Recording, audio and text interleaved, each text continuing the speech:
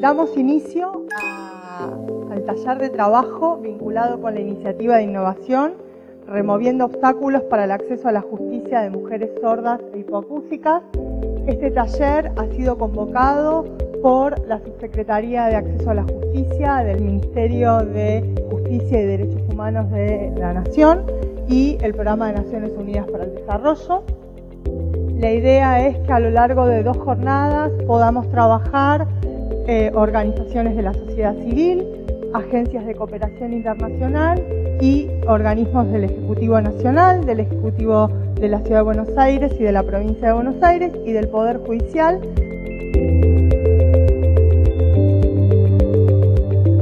En primer lugar, esta actividad se realiza en el marco de todos los talleres y actividades e impulso que nuestra organización en todo el mundo está dando a los países que han adherido a la Agenda 2030, que es la Agenda Global del Desarrollo, como todos ustedes saben. En esta agenda confluyen 3 dimensiones. Por supuesto, la social, que sigue siendo una causa pendiente todavía, pero también se incluye la dimensión económica y la dimensión ambiental.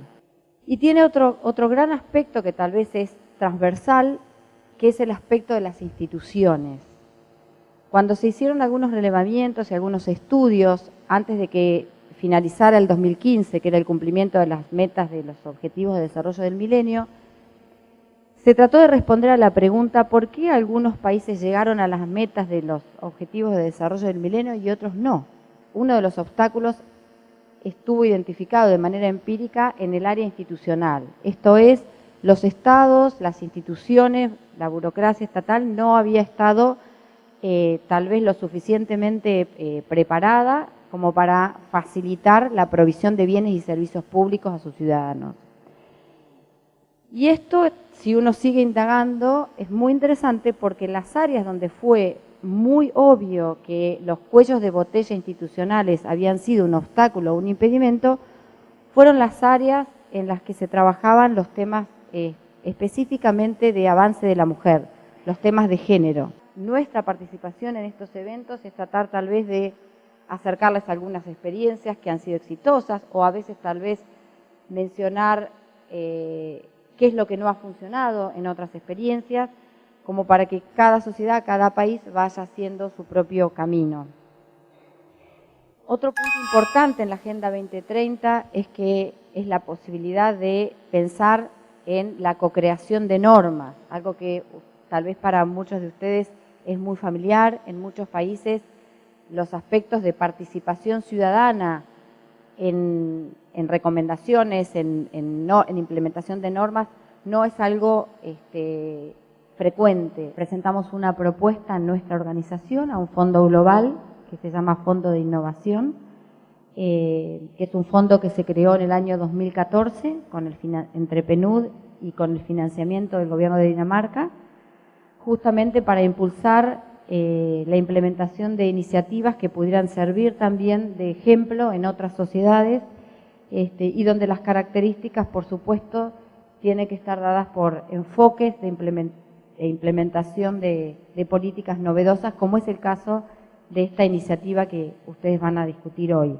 Dentro de lo que es la Subsecretaría de Acceso a la Justicia y a través de la doctora María Fernanda Rodríguez se ha implementado una reiniciativa de lo que significa las adecuaciones y ajustes razonables, como marca la Convención, en materia de acceso para las personas con discapacidad. Nos motiva que nos solicitan muchas veces, porque fue el primer programa a partir de la Convención de los Derechos de las Personas con Discapacidad, que se implementa dentro del marco de la justicia. ¿Por qué utilizamos la palabra discapacidad auditiva en el marco de la justicia? Ser sordo, hijo de padres sordos, tiene una consecuencia penal muy distinta a la de ser sordos, hijo de padres oyentes, sordo prelingüístico, sordo poslingüístico, sordo... Es decir, toda la diversidad, sordo que habla lengua de señas, sordos que no habla lengua de señas, sordo oralizado, sordo que no habla lengua de señas formal, que tiene su comunicación particular, etcétera, etcétera, etcétera, requiere por parte de los que intervengan en este acceso una formación académica muy diferente a la que se ha propuesto hasta el presente. Esa formación tiene que equipararse a la del traductor público. Traducimos también en las causas penales, por ejemplo, escritos de personas con discapacidad auditiva. Eso se traduce. ¿Por qué? Porque la mirada, la visión es plana y la audición no se envuelve. Estamos desde la subsecretaría dando un apoyo y un impulso, y desde el ministerio, con la ayuda del ministro también, a tratar de poner en la agenda nacional y en la agenda internacional con mucha preeminencia el objetivo 16 de acceso a la justicia, que habla de sociedades pacíficas, justas e inclusivas. Esto tiene que ver básicamente con la resistencia que ha tenido este objetivo a nivel mundial.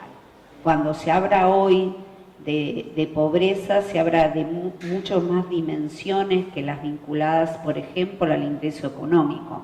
Hablamos del capital social, hablamos de las posibilidades que esas personas tienen de hacer valer o no sus derechos.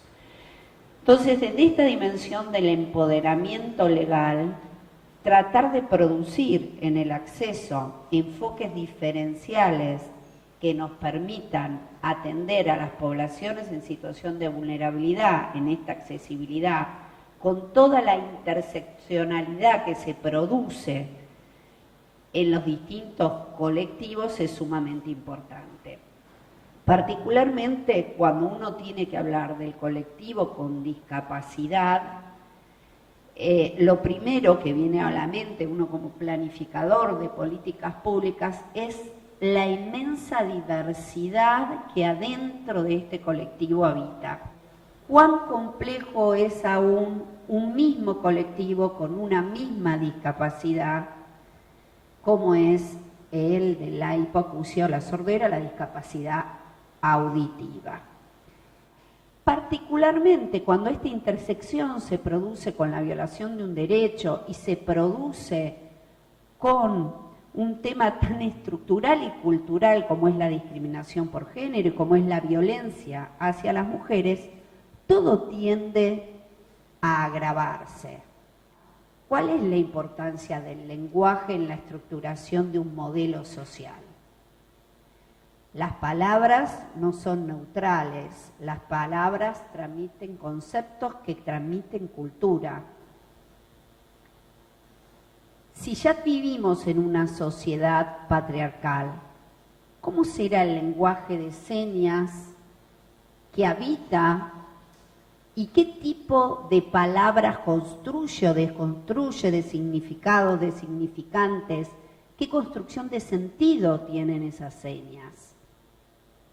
Bueno, tal vez cuando ahondamos en esto, descubrimos cosas tan interesantes que aquellos que no tenemos discapacidad no sabemos, como que hubo que lograr un consenso y construir una seña para poder nombrar el ni una menos.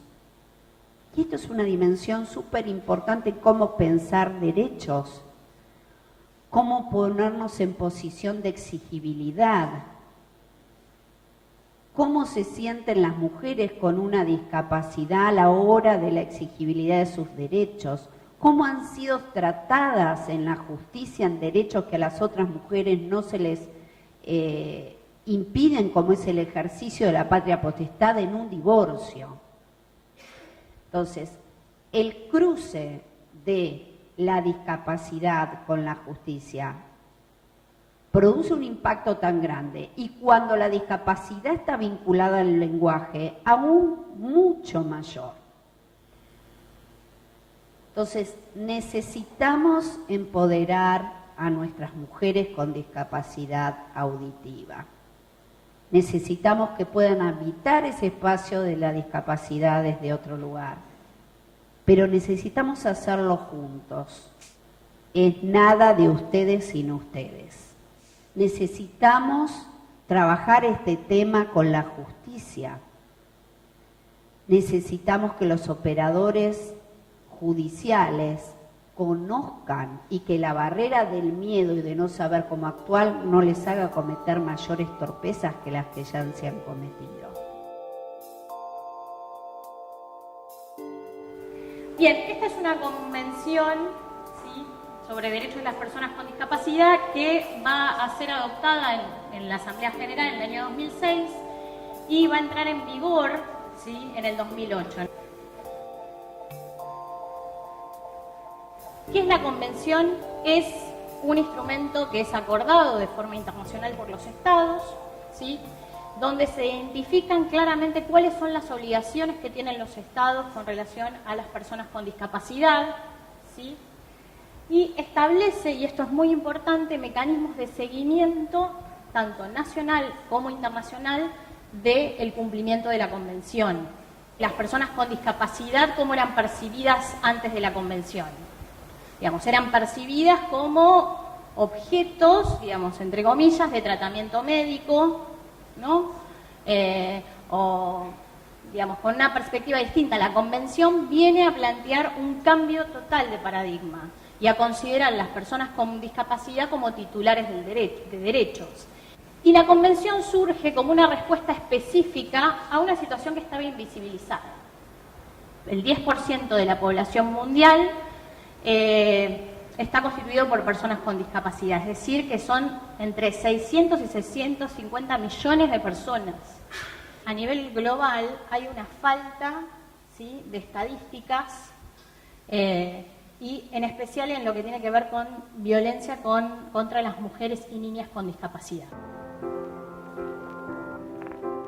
Bueno, antes de arrancar en la puesta en común y para empezar tendríamos que tomar la decisión, ustedes tendrían que tomar la decisión quién de ustedes será la que exponga al final los resultados a los que lleguemos colectivamente, que no tienen tanto que ver con la oferta de los servicios, sino con características de esta propia comunidad. La asimetría que se genera entre alguien que escucha y tiene acceso a la información y alguien, imagínense, el aislamiento, la dependencia de la víctima. Complejo porque nos reducimos al clínico, a lo médico, a la deficiencia, a lo que no escucha, a la falta, al audífono, al implante y no pensamos en los derechos, en la lengua. Mi nombre es Mercedes, yo trabajo en la Policía de la Ciudad, en el área de la Superintendencia Políticas de Género. Vengo trabajando desde el 2009 y bueno, trabajamos con la ONG Fundasor en el diseño de los botones antipánicos para mujeres sordas víctimas de violencia.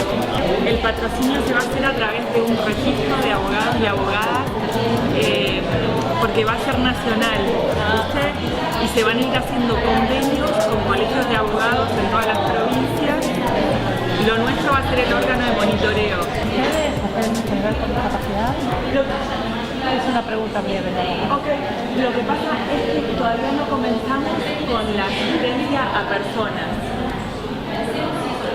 Que esto tiene que ver quizás con la sensibilización de los servicios, ¿no? De las personas que están detrás de los mostradores. Algo tan burocrático que come otro.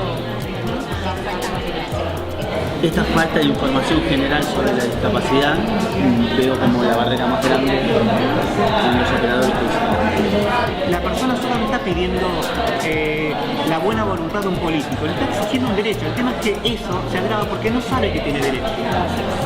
Bueno, a mí me parece ¿hay comunicación posible sin un intérprete? Sin un intérprete. Depende de la actitud que tome, como decía la compañera, la persona que va a atender.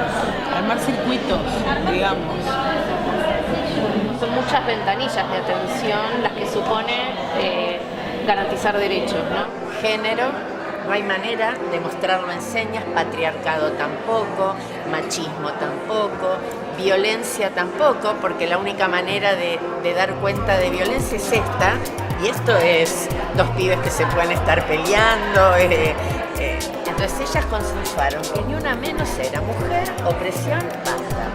Después las prácticas, ¿no? De los operadores, de las personas de mesa de entrada, de las personas que están en la atención al público, ¿no? Como prácticas que al final son discriminatorias obviamente, pero además que generan una exclusión del sistema, en tanto que cuando quizás la persona se empoderó, decidió ir a denunciar o no sé qué, a contar su situación, como que no, esa barrera, claro, no genera, ni siquiera puede hacerlo quizás, como termina yéndose.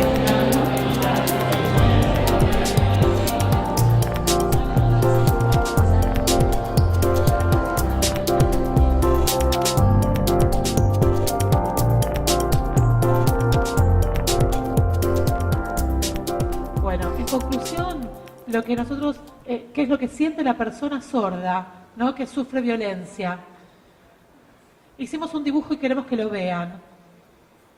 Como si fuese un vaso en el cual está la persona metida, encriptada y no puede, o sea, tiene barreras a todos a su alrededor, ¿no? Está encriptada. El contexto la influencia de esta manera, no puede acceder. ¿No? A lo social, a lo económico, a lo cultural, a lo familiar, en todo aspecto. Y hay muy pocos servicios, muy pocos servicios. La barrera más importante, la número uno, la más importante, es la formación en las diferentes instituciones, ¿no? En el interior de las instituciones no hay personas preparadas para cuando se encuentran frente a frente con una persona sorda. No hay formación, no saben sobre la cultura sorda, no saben sobre la identidad de las personas sordas, sobre su lengua. Esta es una gran barrera, ¿no? Y esto influencia en que los servicios no funcionen de manera accesible. Y también es muy importante este asunto de la violencia institucional, ¿sí? Es muy importante. Hay una violación a los derechos de las personas sordas en este aspecto, ¿no? A lo que dice la ley, a lo que dice la Convención, a lo que dice la Constitución, la Ley de Violencia de Género, ¿no? Todas estas leyes están siendo violadas. Vamos a empezar al revés. En el caso desde la demanda de las mujeres sordas, primer desafío, la falta de conocimiento sobre sus derechos y sobre los servicios, la falta de apropiación sobre la temática, comprensión sobre los distintos tipos y modalidades de violencia, incluso la capacidad de poder nombrarlas. Una mayor desconfianza hacia las instituciones, no solo por temor a que no resuelvan, sino que empeoren la situación. En el caso de la comunicación, primer desafío, el desconocimiento, eso compartido, profundo sobre qué significa una comunicación inclusiva. Falta de capacitación sobre derechos humanos, género y discapacidad y su interrelación. Y en este caso, para todos los servicios, los que trabajan acceso a justicia, los que trabajan temas de violencia, los que trabajan temas de discapacidad. Que no hay suficiente participación, en este caso, de la comunidad sorda en el diseño e implementación de las políticas públicas. En términos de formación, que es muy fuerte, es todavía este enfrentamiento en relación a la discapacidad entre el modelo médico y el modelo social. Ya sabemos todos que hay mucha ignorancia en cuanto a violaciones, abusos de las mujeres sordas y niños sordos cuando quedan embarazadas, por ejemplo. No saben lo que es un abuso, no saben lo que es una violación.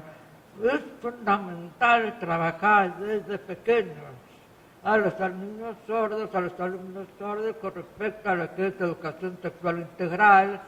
Hay una falta de comunicación, falta de trabajo en red entre los organismos públicos y la comunidad. Formamos parte, lamentablemente, de una comunidad sorda, cerrada y atomizada. Acá el dilema que tenemos es la discapacidad está en el entorno. Las barreras del entorno limitan el desarrollo y la autonomía.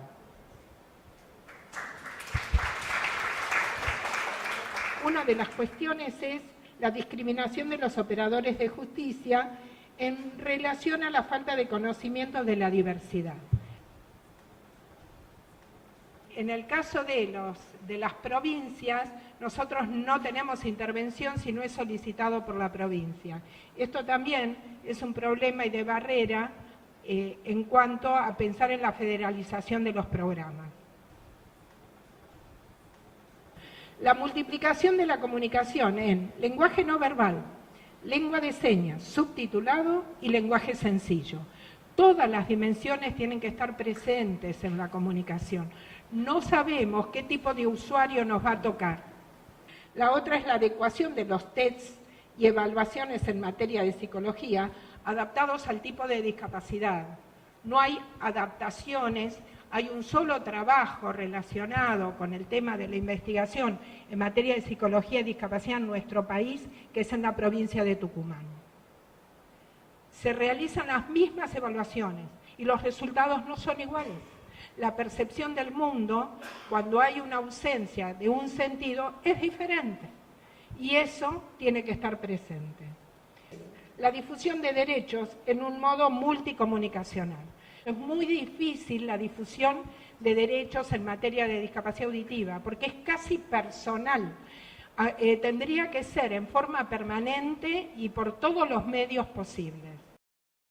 Dentro de la columna de servicios disponibles marcamos que es necesario un abordaje no paternalista y que no haya una medicalización de la problemática, que hay una ausencia de empatía en los operadores judiciales, en los operadores estatales en general, y un desconocimiento muy fuerte de cómo dar ese servicio, de cómo abordar a las personas que tienen esta diversidad funcional. Hay pocos intérpretes especializados en violencia de género, en la perspectiva de género en general, y tampoco hay mediadoras y mediadores sordos especializados en la temática. Hay prejuicios sobre las capacidades laborales de las personas sordas. Entonces, bueno, trabajar, que no basta, digamos, con cumplir el cupo, que sabemos que igualmente que no se cumple en todas las dependencias estatales, sino que además hay que poder asignar las tareas de acorde a cada uno a sus capacidades, a sus trayectorias y a sus intereses. No hay una capacitación sistemática y continua para todo el personal. Entonces, desde ahí aportamos que hay que sensibilizar, capacitar y dotar de recursos que garanticen los derechos, que hay señas que todavía la comunidad sorda no tiene, y no las tiene no porque sean ignorantes o las ignoren, sino porque no la tienen conceptualizada, y no lo tienen conceptualizada porque no hay difusión desde el mundo oyente o de los espacios de gobierno, cómo difundir esos conceptos para que le lleguen a la comunidad sorda. La comunidad sorda, entonces, hay temas como el Ni Una Menos, que si no era por una organización social, la comunidad sorda no se enteraba el significado de esas marchas donde era muchísima gente. Es necesario adaptar y usar las tecnologías como Skype, cámaras, intérpretes, y no medir los resultados en términos de cantidad, cuántos usuarios, cuántas personas sordas se apropian de esa herramienta, sino en términos de calidad.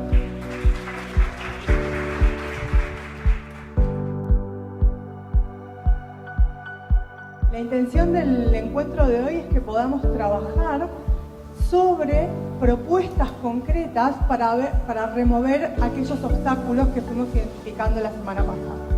¿Qué tipo de acciones llevar adelante? ¿Qué tipo de instrumentos desarrollar? ¿A quiénes convocar? ¿Cómo, no? Un plan de acción que nos permita desarrollar distintas prácticas, instrumentos o acciones que ayuden a remover estos obstáculos observados.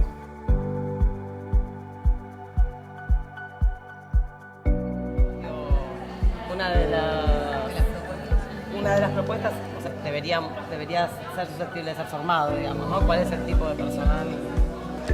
Otra segunda dimensión es la comunicación inclusiva, ¿no? Y una séptima línea estratégica está vinculada a la demanda de mujeres sordas. Hay gente, digamos, que es sorda y que no maneja el lenguaje de señas, tampoco tiene acceso a la escolaridad y a veces un intérprete no lo resuelve eso. El mediador sordo no solamente se capacita en el área de salud, sino que también el intérprete que va a estar ahí debe estar capacitado y especializarse en la temática. Un profesional no importa si conoce o no a la persona sorda, no, es un trabajo neutral. La parcialidad, la neutralidad y la confidencialidad tiene que estar en un profesional, conozca o no conozca previamente a la persona. Si se cumple lo que dice la convención, ya estamos todos incluidos. Sería el primer punto, el de ajustes en los servicios, cambios en los distintos programas y dispositivos que atienden a las mujeres sordas víctimas de violencia para volverlos más accesibles. Ella plantea eso como prioridad y plantea como un segundo lugar la formación del personal. No porque no sea importante, sino porque si el servicio, corregime Amalia, si el servicio no está adaptado para poder, por ahí te recibe alguien que habla lengua de señas, pero el servicio no puede dar la respuesta que esa mujer necesita. No hay conocimiento cabal, difusión, visibilización del tema de la discapacidad y de los gubernamentales. Estaríamos definiendo el objetivo de una investigación en particular o de una política pública de investigación que contemple a mujeres con discapacidad. El censo 2010, por ejemplo, fue el último censo que se hizo sobre discapacidad, fue general, ¿sí? Para visibilizar la cantidad, la calidad de la educación, la accesibilidad, no hubo nada acerca de eso. Entonces me parece que hay que tener eso en cuenta cuando se diseñen las preguntas y que sean más específicas en función de la comunidad sorda. El instrumento debería contemplar las categorizaciones de la convención. Estás hablando de la transversalidad, estás hablando también de la participación de la comunidad sorda en los propios instrumentos, ¿sí? O de personas con discapacidad.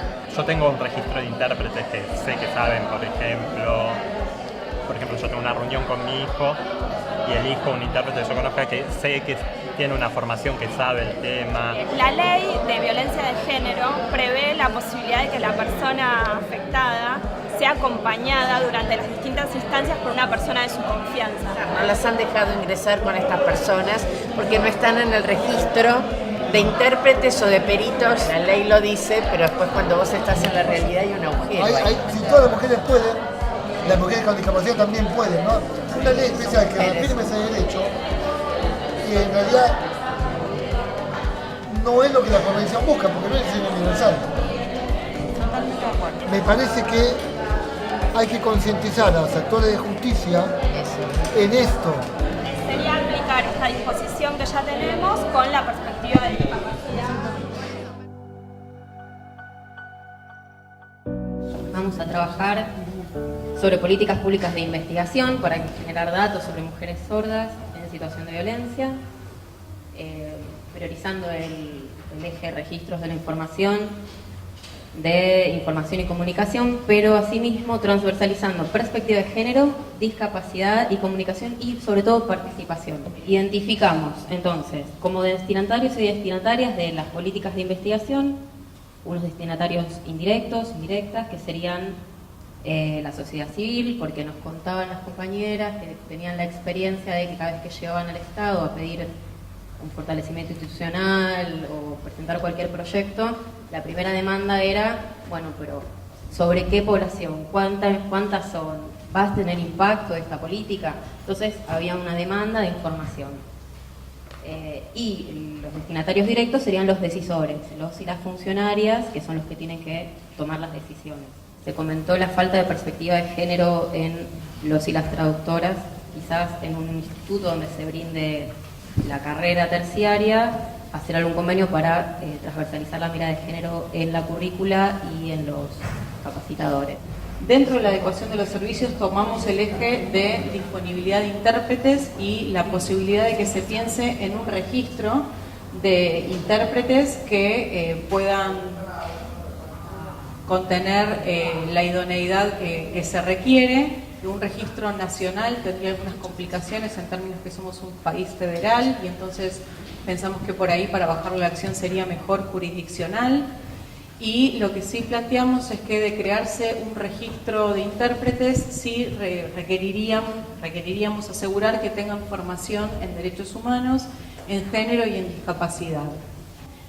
Surgió en la mesa la importancia de que en la ley 26485, en el artículo 25, se habla del acompañante de confianza, y entonces que ese acompañante de confianza, en el caso de las personas con discapacidad, pueden ser su intérprete de lengua de señas o su mediador. Y en relación a la comunicación inclusiva, lo que planteábamos en la mesa era tener como ejes el artículo 9 de la Convención, que habla sobre accesibilidad universal, sobre accesibilidad en principio, y el artículo 2, que es quien trae definiciones y explica qué es comunicación, qué es lenguaje, qué es accesibilidad universal, qué es discriminación por motivos de discapacidad. Yo soy del programa Las Víctimas contra las Violencias y tenemos la línea 137, entonces pensábamos en desarrollar o en conectar alguna aplicación donde las personas se puedan comunicar con esta línea de emergencia y tengan accesibilidad. No solamente la línea 137 que funciona acá en el ámbito de la ciudad autónoma, sino también la línea 144 que acá veo compañera recién de la línea del Consejo Nacional, la línea 102 o el 911 por si tienen que llamar a la policía. Promover a través de convenios la articulación de los distintos organismos. Tenemos que conocer los organismos que estamos trabajando en esta problemática, cuáles son los otros organismos que hay, cómo trabajan. Tenemos que pensar en poder trabajar en conjunto porque una víctima fue al Ministerio Público, estuvo en el Consejo, pasó por el INADI, entonces para que no tenga que tener ese derrotero. Pensábamos en armar una sensibilización, una capacitación a los operadores que ya están trabajando en el tema de violencia con esta perspectiva de la discapacidad y no solamente en el ámbito de, como decía, de la convención, de conocer la normativa, sino en generar la empatía del profesional que va a trabajar. Nosotros ya no podemos estigmatizar y decir personas sordas solamente, son personas con discapacidad auditiva, porque la discapacidad auditiva dentro de ella hay muchas, muchas formas. Hay personas que son implantadas, que no tienen lengua, no manejan lengua de señas, personas psicoacústicas, personas que manejan lengua de señas también. Entonces, tratemos de ampliar un poco el espectro. Yo sé de lo que habla ella. Ella habla acerca de algunos enfrentamientos con el tema de la palabra de mujeres sordas o discapacidad auditiva. Comprendo esto. Quisiera aclarar algo acerca del trabajo que realizamos. Trabajamos como para las mujeres sordas con mayúscula. Sordo con mayúscula incluye cuestiones culturales de la sordera. Por supuesto que la comunidad sorda es heterogénea, ¿sí? Nosotros trabajamos en esa heterogeneidad, no solo en lengua de señas, también en español escrito, también de manera oral, con los distintos grupos que conforman la comunidad. Por eso hablamos de esta palabra, ¿sí? En una palabra sordos incluimos todos aquellos que no escuchan, ¿sí? Nosotros trabajamos en función de lo identitario, de aquello que dice la comunidad, la convención. Entonces, la forma de ver el mundo es visual, por eso se definen como sordos y no los queremos separar, pero sí respeto aquello que dice. Por supuesto, ella se maneja de manera oral. Sí, lo sé. Deliberándolo, pensamos que la difusión era de lo más importante y que no es... hay cosas que no se dividen, sino que hay, por ejemplo, dos objetivos dentro de la difusión, que es sobre el derecho y sobre el servicio, para lograr que una línea telefónica se transforme, un folleto se transforme con un código QR, con un video. Hay que ver quién lo hace y con qué recursos se cuenta, ¿no es cierto? Y entonces vemos que, por ejemplo,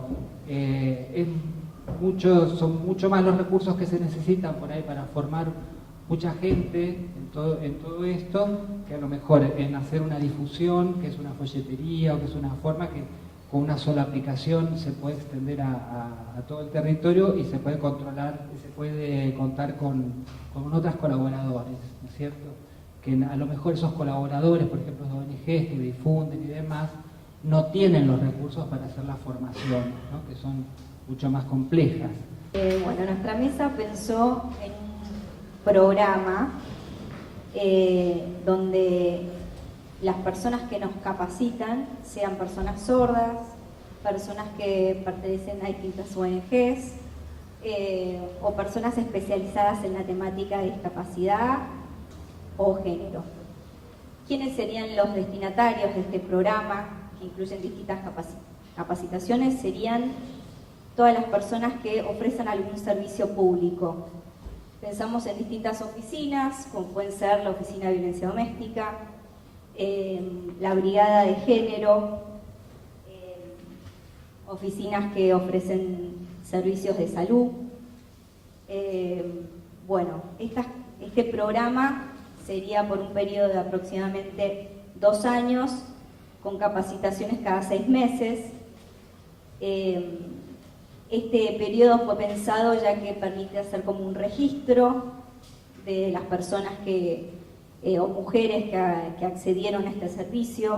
Todos los dispositivos de convocatoria, digamos, para la comunidad de sordos, incluya a personas referentes en temática de género, o sea, personas que son referentes de la comunidad y que esas convocatorias facilitan de alguna manera la comunicación, la participación en espacios de discusión sobre este tipo de cuestiones. Bueno, eso se señaló como algo transversal. Respecto a visibilizar la perspectiva de género, hacer instancias de capacitación, una de las compañeras le preguntaba al compañero que es sordo en dónde, en qué espacio, y es lo que después lo va a ampliar. Pero lo que decía, bueno, que en un lugar que se sostenga ese lugar, que la capacitación sea en ese lugar varios encuentros. Lo que también decíamos que metodológicamente no tiene que ser una instancia de capacitación solamente dada por expertos en la temática, sino que lo rico y interesante es hacer todo el trabajo previo, un equipo interdisciplinario de personas sordas, de intérpretes, porque tal vez los capacitadores que llegan son expertos en temas de violencia o perspectiva de género, pero no tienen el vocabulario porque hay señas que no están en lo que estamos trabajando en la perspectiva de género. La palabra género no tiene seña. Y entonces, ¿cómo se va a hablar de patriarcado, de feminismo, sin esas señas? Entonces, hay que trabajar con personas sordas, hay que conceptualizar junto a ellos y ellas todas estas temáticas para poder hacer las instancias de capacitación. Que se invite a cada organización de la comunidad de personas sordas y cuando se invite que vaya una persona sorda mujer, un varón y un joven, para tener esa representación, porque como se sabe la lengua de señas es regional, cambia de acuerdo a la edad que tienen, etc. Estuve una vez casi 4 horas con un intérprete solo, trabajando solo, ¿no? Pero cuando las personas oyentes hablan al mismo tiempo, el intérprete no puede sostener todos los discursos de todas las personas presentes, ¿no? Entonces yo miraba y la verdad terminaba quedándome dormido, porque no podía entender nada de lo que estaba sucediendo. El intérprete no es culpable de esto, si todos hablan al mismo tiempo, el intérprete no puede sostener ese discurso. El mensaje que tal vez hoy les dejo, porque cerramos un taller de 2 jornadas, pero sabemos que es el inicio de muchas actividades que van a venir. Les contamos y comprometemos ya a la Subsecretaría de Acceso a Justicia, al Ministerio y a las fundaciones que nos han acompañado hoy, Fundasor y Enlaces Territoriales, y a muchas otras que esperamos puedan unirse, porque esto recién empieza. Así que yo, en ese esfuerzo superador, que les pido que tal vez para cuando cerremos las propuestas para la consideración tal vez de las autoridades, podamos hacer el esfuerzo de concentrarnos en algunos aspectos que ya hemos visto en los que hay consenso, para que efectivamente en un futuro cercano podamos todos decir que hemos contribuido concretamente a mejorar o a ampliar el acceso a justicia y podamos decir que efectivamente todos somos iguales ante la ley. Gracias. Los humanos nos comunicamos de 1000 formas distintas, pero debemos consensuar en una, que es el tema del acceso. Pero es simple, es la primera vez que sale a la luz de este modo. Así que no queda nada más ni nada menos que trabajar, y agradezco al equipo realmente el esfuerzo que hacen de lunes a lunes. Gracias. No es fácil construir este puente entre el que escucha y el que ve, y el que accede al conocimiento de esta manera. Creo que realmente es un desafío muy fuerte y muy importante. Pienso que para el colectivo de personas con discapacidad, lograr en una convención a nivel mundial que primero viniera la persona y luego fuera nombrada la deficiencia, fue algo que nos costó años, porque si había algo que hacía el modelo médico rehabilitador era definir a las personas con su discapacidad. Así que nuevamente no me queda más que celebrar lo que ha pasado hoy, porque es el inicio de esto, de construir puentes, de construir diálogos, de construir miradas. Así que muchas gracias.